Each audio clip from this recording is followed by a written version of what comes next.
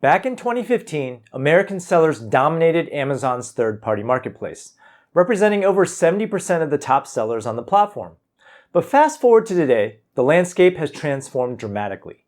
Chinese sellers now account for over 50% of Amazon's top sellers, with their market share continuing to grow year over year. This hasn't been just a trend, it is a shift in retail that has fundamentally changed not just Amazon, but also eBay, Walmart, Etsy, and the entire e-commerce landscape. But how did all this happen in less than a decade, and will these new Trump tariffs turn the tide? Now, at first glance, you might assume that Chinese sellers dominate simply because they have lower wholesale costs and can undercut US-based sellers on price. But that's not actually the full story. The real advantage lies in a series of loopholes that give Chinese sellers a significant edge over their American competitors. For example, Chinese-based sellers aren't required to pay US income tax, which is a huge advantage. Take my business, for example. Since I operate out of California, I have to pay taxes in the highest federal tax bracket, plus a hefty state income tax, which together eat up nearly 50% of my earnings. If I didn't have to pay those taxes, I could dramatically lower my prices while maintaining the same margins.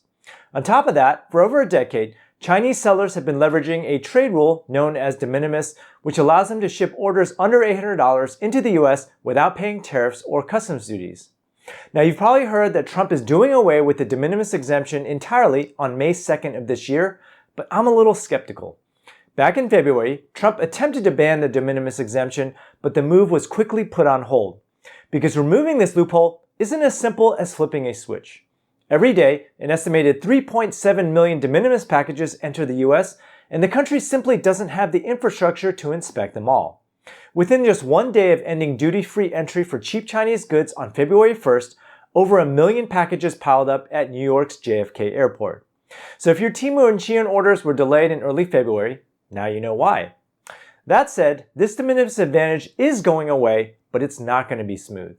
As former senior CBP official John Leonard put it, you can't just snap your fingers. It doesn't work that way.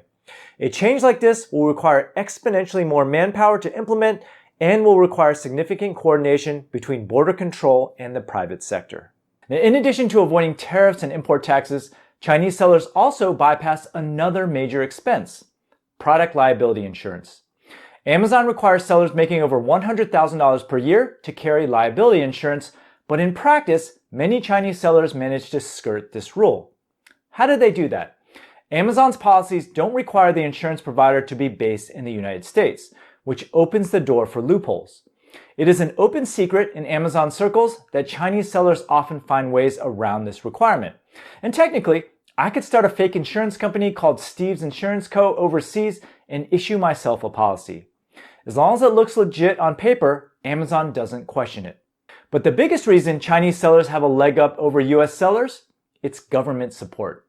The Chinese government actively subsidizes and assists its e-commerce sellers, giving them a major advantage. Now, I recently filmed a video about China South City, which you can watch right here. China South City is essentially the epicenter of Chinese Amazon sellers, the place where many of the black hat tactics I talk about on this channel originate. Almost every major Chinese e-commerce seller has had offices in this massive hub, including billion-dollar brands like Aukey, Anchor, and RavPower. Their success isn't just luck. It's fueled by government-backed hubs like China South City, designed specifically to help sellers thrive. These hubs benefit from grants and subsidies, all built on the idea that bringing e-commerce sellers together fosters collaboration. Instead of going at it alone, these sellers share strategies, swap insider tips, and collectively improve their businesses every single day. Now, you all know that I've been running my annual e-commerce conference called the Seller Summit for the past 9 years. It is a place where top sellers gather to exchange strategies and level up their businesses. But it only happens once a year. At China South City, every single day is like the Seller Summit. Hundreds, if not thousands of sellers are constantly working together, figuring out how to get the best shipping rates, rank #1 on Amazon, and take down competition. Meanwhile, most American sellers, they're out there alone, trying to figure it out all on their own. With the backing of the Chinese government, it is not a fair fight. These hubs also give Chinese sellers another major advantage: easy access to black hat services with little or no consequences for using them. In the United States, if you try to take down a competitor by review bombing them with fake negative reviews, you're playing with fire. Your Amazon account will likely get banned, and in some cases, you could face criminal charges. But when you're operating from thousands of miles away, the risk is almost non-existent. If a seller account gets banned, they simply set up another LLC and create a new Amazon account. No legal repercussions, no major consequences, just business as usual. I recently spoke with a friend in China who sells on Amazon and casually mentioned that he has almost 100 seller accounts. If one gets shut down, he just switches to another, and for him, it's not a setback. It's just a part of the game.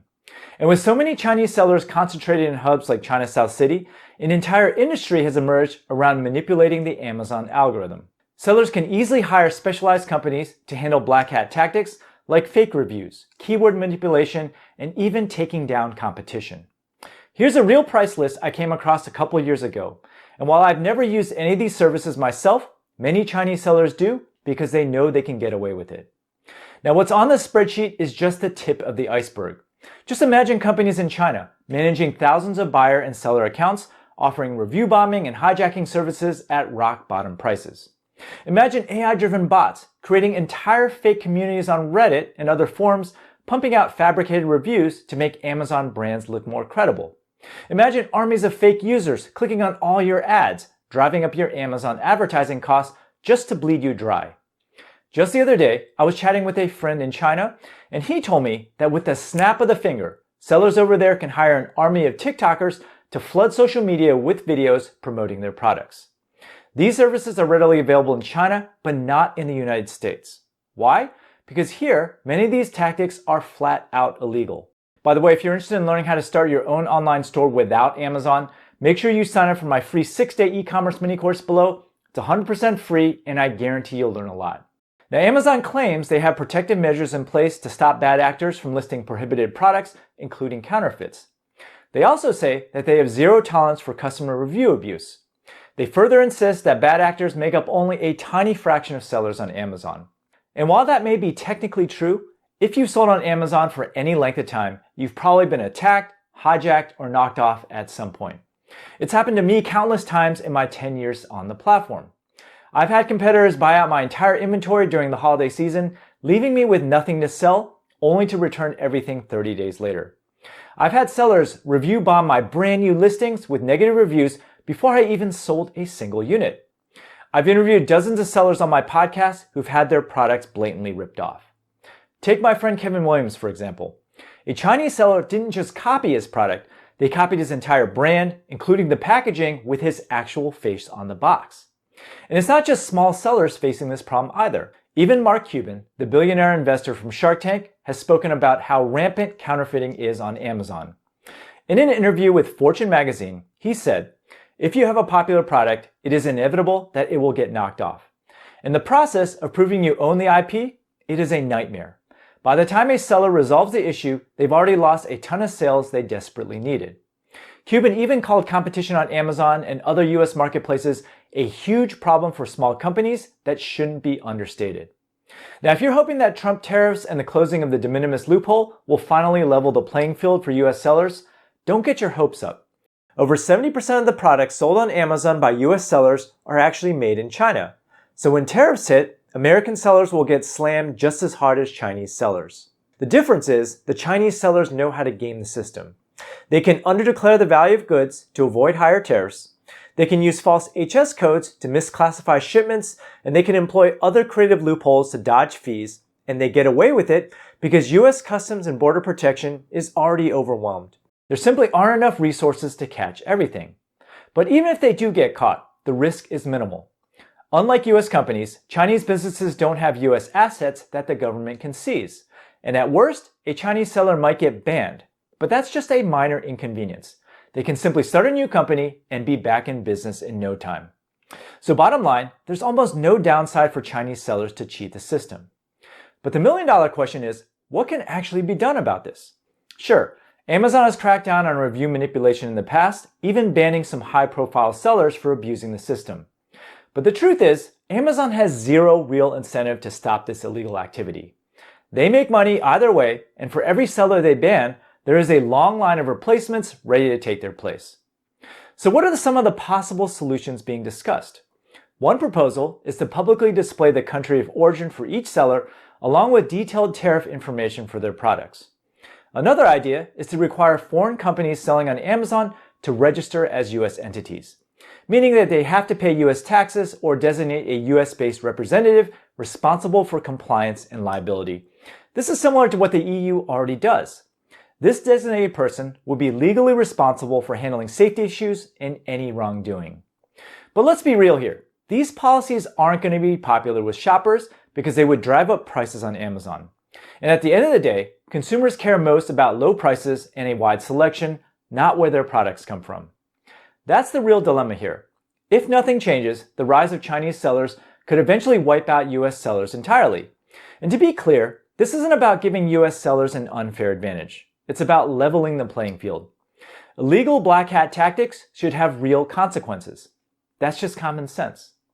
Now that you understand what's really happening on Amazon, watch this video here to see what you can do about it.